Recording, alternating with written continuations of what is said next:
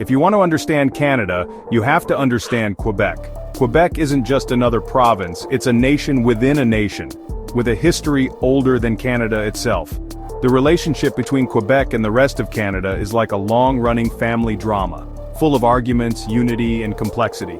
Imagine Canada without Quebec, it's like hockey without ice. The story begins with New France, founded by Samuel de Champlain in 1608, and shaped by the British takeover in 1759. Instead of being absorbed, Quebec held on to its language, religion, and civil law protected by the Quebec Act of 1774.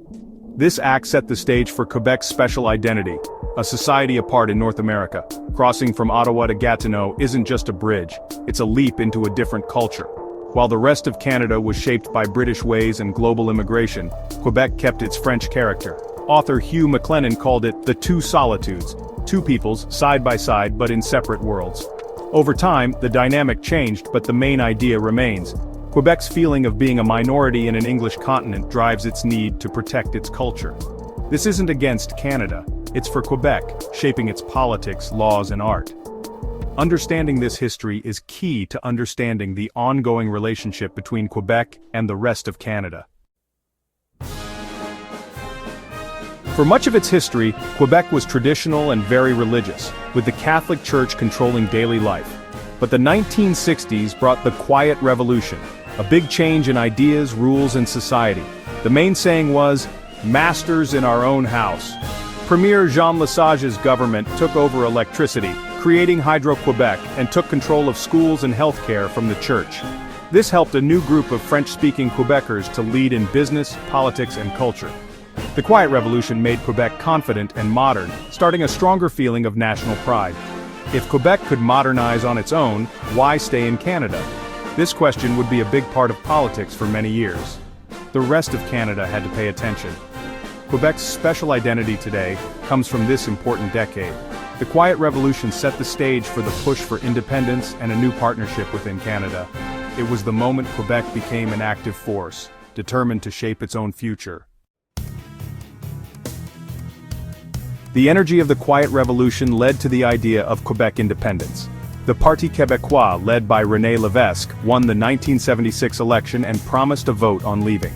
In 1980, Quebecers voted on Independence Association. The No side, led by Pierre Trudeau, won with almost 60%. The dream of independence didn't die, it just became quiet for a while. In the 1990s, after failed changes to the Constitution, the issue came back.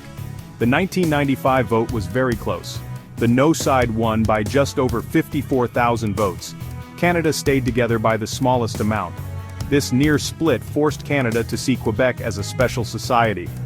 While the independence movement has slowed down, these votes remain important moments. They showed how fragile Canadian unity can be. The discussions forced ongoing talks and mutual respect. The question of Quebec's place in Canada is never fully settled. Each vote, each discussion, shapes the country's future. The story continues. At the heart of Quebec's identity is the French language, a matter of survival, not just liking it more.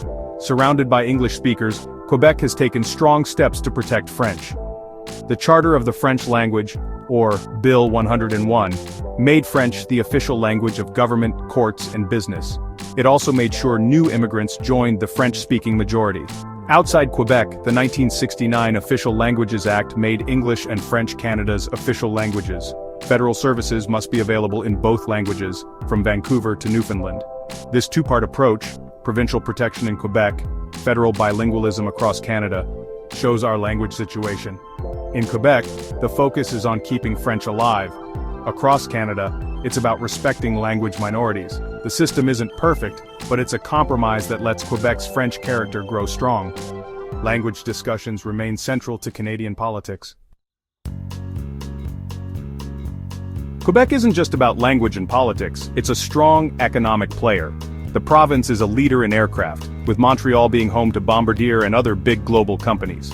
Quebec's hydroelectricity, managed by Hydro-Quebec, powers much of eastern Canada and the US. The province has lots of minerals, forests, and has become a center for artificial intelligence and video game making. Montreal's creative side attracts talent from around the world and shows Quebec's new ideas. These strengths come from money put in during the Quiet Revolution. Quebec's economy is very connected with the rest of Canada. Goods, workers, and ideas flow freely. This connection is a strong reason for unity. A strong Quebec economy builds a strong Canada and vice versa. Economic ties bind the country together even when politics divide. Beyond politics and money, Quebec and the rest of Canada connect through culture and people. Quebec's artists, musicians, and comedians have shaped Canadian identity. Think Celine Dion, Arcade Fire, and Just for Laughs. The sharing of culture goes both ways, breaking down the old two solitudes. Kids across Canada share music, sports, and stories, building a shared experience. Discussions over language and Quebec's place in Canada continue, but they're signs of a healthy democracy. The key is talking, not dividing. Today's conversations are more detailed, about independence, respect, and working together. Younger generations are less defined by old fights and more focused on shared challenges. The story of Quebec and Canada is ongoing, written every day in our politics, art, and personal connections. It's a relationship that takes work, patience, and a willingness to listen. A truly Canadian project.